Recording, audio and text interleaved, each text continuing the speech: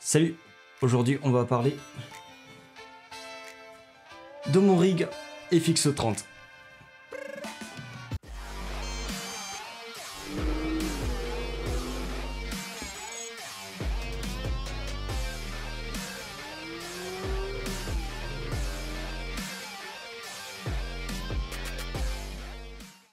Alors, je vais te parler pourquoi j'ai rigué ma FX30. Alors de base, j'avais juste mon A7S3 avec une cage Smallring avec une poignée qui est équipée sur ma FX30. J'ai été très content. Mais depuis que je suis passé sur la FX30, que j'ai vu plein de vidéos comment les riguer, j'ai décidé moi aussi j'aimerais la riguer à ma façon. Donc déjà j'ai préféré la riguer en rig épaule. Donc là j'ai trouvé ce rig épaule sur AliExpress à 130 €, le complet. Donc j'en suis très content. Je l'ai mis sur une plaque qui est livrée directement avec mon trépied Smallring.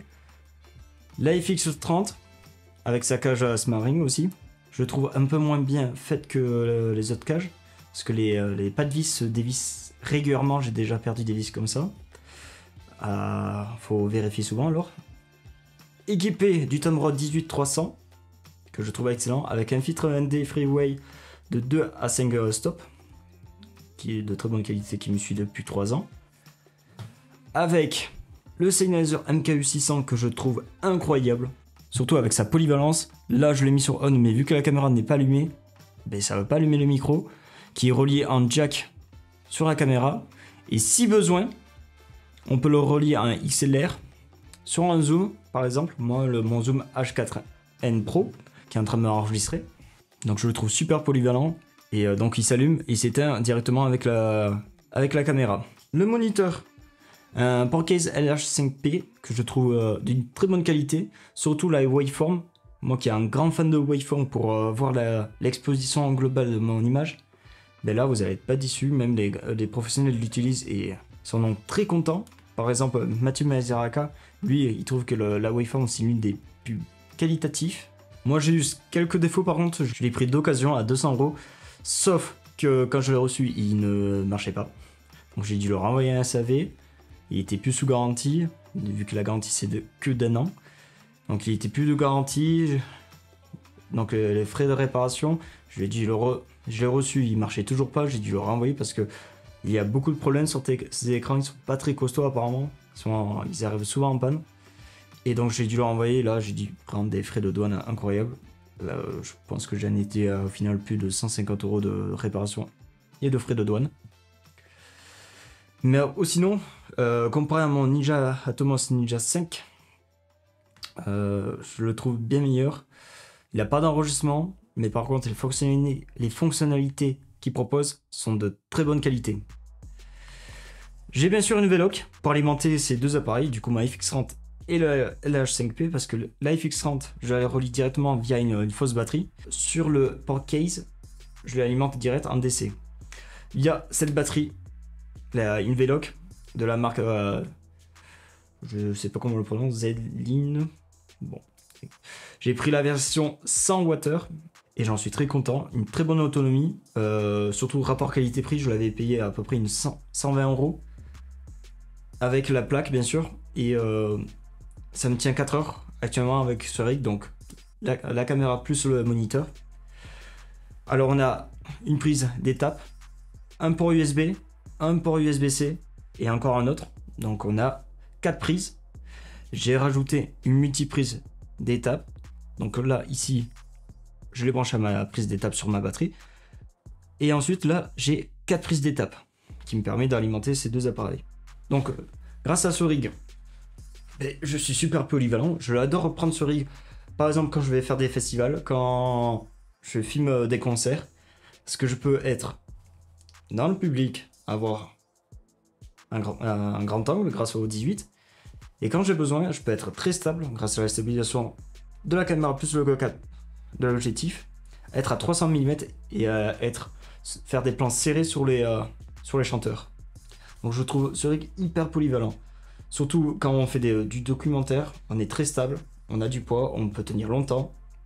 On a une qualité de son bien suffisante. Le moniteur que je me l'attache sur un bras magique ici. Le bras magique, je vous laisse expliquer après, c'est pas la meilleure des solutions. Et là, je peux le rajouter sur mon trépied Small Rig assez rapidement grâce au plateau. Donc je trouve ce rig parfait pour mon utilisation. Il y a juste quelques points que j'aimerais améliorer. C'est par exemple enlever ce filtre, rajouter une matbox. La matbox de chez Tita, la Tita Mirage, qui est une très bonne matbox, qui est assez légère, qui a beaucoup de fonctionnalités. Par exemple, c'est déjà, il y a un filtre ND qu'on peut rajouter variable, qu'on peut régler via une petite molette, et surtout qu'on peut piloter à distance grâce à un petit module avec une télécommande. Donc je trouve ça excellent, surtout qu'on peut mettre des filtres circulaires ou carrés. Donc j'aimerais bien la prendre d'ici peu. Et comme je vous disais, bien sûr, c'était ici, rajouter ce bras magique, je le trouve pas excellent. C'est Small Rig qui fait encore ça, ça s'appelle Small Rig NATO UIF. Et là par contre votre moniteur sera tenu bien plus rigidement parce que le bras magique, j'ai pas l'impression que c'est très costaud. Mais sinon, dans l'ensemble, mon rig me va entièrement. Super polyvalent, là j'ai toutes les fonctionnalités que je veux. J'ai encore de la place pour rajouter, par exemple ici des fois pour de l'interview je mets juste mon Zoom H4N Pro que je rajoute ici et que je connecte directement à mon Sennheiser. J'ai encore de la place quand je mets mon moniteur sur mon bras magique pour mettre une petite light en pleine soirée.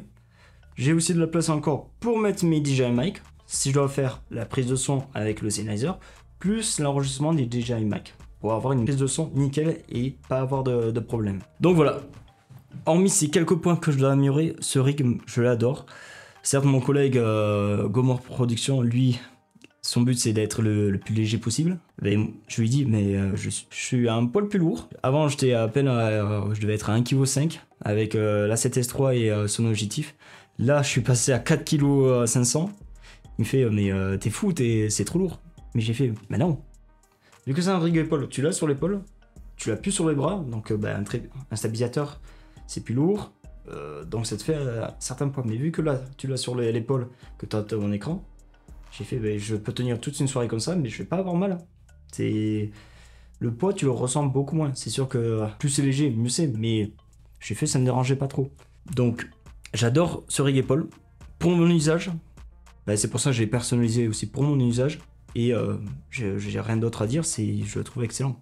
Donc voilà, c'était Dorian. Si vous avez aimé cette vidéo, n'hésitez pas à me laisser des commentaires, me laisser un like ou vous abonner. Et sur ce, je vous dis bon vol!